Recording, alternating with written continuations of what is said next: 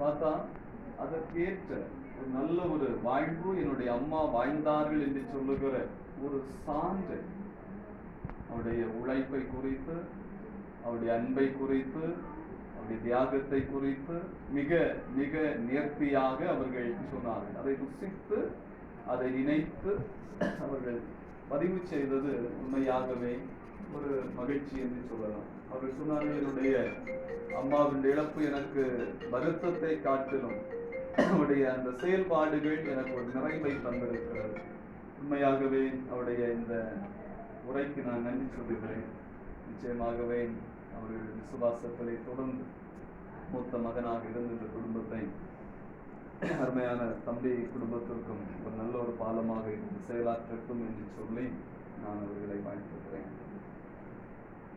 நேரத்தை கருத்துரை கொண்டு நான் சில காரியத்தை மாத்திரம் சொல்லி நிறைவு செய்ய ஆசிக்கிறேன்.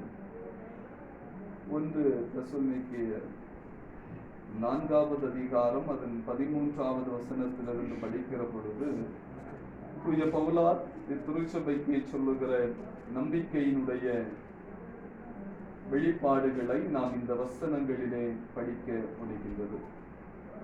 அன்றியும் சகோதரரே, நித்திரை அடைந்தவனின் நிமித்தம் நீங்கள் நம்பிக்கையற்றவர்களான மற்றவர்களைப் போல துக்கித்து அறிவில்லாதிருக்க மனதில்லை.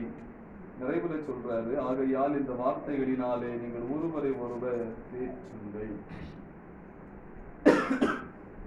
தேற்றவங்க இடத்துல கொண்டாட்டன்னு சொல்லிட்டாங்க. உண்மைதான். 85 ஆண்டு காலம் அம்மா இந்த உலகத்திலே வாழ்ந்திருக்கிறார்கள்.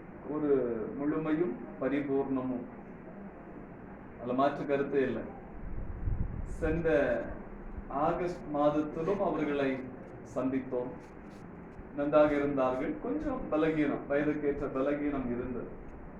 இருந்தாலும் அவர்கள் நன்றாக பராமரிக்கப்பட்டார்கள், கவனிக்கப்பட்டார்கள், அரவணைக்கப்பட்டார்கள், அன்பு செலுத்தப்பட்டார்கள். கடைசி அவருடைய வார்த்தை இப்படி இருக்குமோ என்று சொல்லுகிற எண்ணம் நிச்சயமாகவே அவர்கள் விசுவாசத்தோடு கூட தன்னுடைய வாழ்வின் ஓட்டத்தை அவர்கள் நிறைவு செய்திருக்கிறார். இருந்தாங்க, அரவணைப்பை பெற்றாங்க, அரவணைப்பை கொடுத்தாங்க. இடத்திலிருந்து ஒரு விசுவாசத்தோடு தான் தன்னுடைய வாழ்வை அவர்கள் நிறைவு செய்திருக்கிறார். அவர்களை குறித்து நான் சில காரியத்தை சொல்லுகிற போது அவர்கள் ஒரு சிறந்த தாயாக வெள்ளத்துல இருந்தார்கள். எல்லாருக்கும் ஒரு சிறந்த தாயாக இருந்தார்கள். சிறந்த தாய்க்கு அடையாளமாக மத்திய கிழக்கு நாடுகளிலே ஒரு பழமொழியை சொல்லுவார்கள். என்ன என்று சொன்னால், சிறப்புள்ள தாயின் இருதயம் ஒரு நீதிமன்றம். சிறப்புள்ள தாயினுடைய இருதயம் ஒரு நீதிமன்றம். அது எல்லா குற்றங்களையும் மன்னிக்கும் ஒரே நீதிமன்றம். அது எல்லா குற்றங்களையும் மன்னிக்கின்ற ஒரே நீதிமன்றம். தாயானவர்கள் நிச்சயமாகவே ஒரு நல்ல சிறந்த தாயாக இருந்து இந்த குடும்பத்திற்கு நல்ல நினைவுகளை விட்டு சென்றிருக்கிறார்கள். இந்த பழமொழிக்கு அவர்கள் தகுதியாக இருக்கிறார் என்று சொல்லி நான் நம்புகிறேன். இன்னும் சொல்ல போனா, திருமுறையிலே நியாயாதிபதிகளின் புஸ்தகத்திலே ஒரு பெண் நியாயாதிபதியை குறித்து நம்ம பார்க்கிறோம் இல்லையா? யாரு? இல்லையா? அவர்களை குறித்து நாம் அறிந்திருக்கிறோம். மிக சிறந்த ஒரு நியாயாதிபதியாக அவர்கள் இருந்தார்கள். தேனி என்று சொல்லுகின்ற பொருளுடையவர்கள். அம்மாவை குறித்து செயலர் அவர்கள் நேற்றைய தினத்திலே அந்த உரை சொல்லுகிற போது துணிச்சலானவர்கள் என்று சொல்லுகிற ஒரு வார்த்தையை குறிப்பிட்டார்.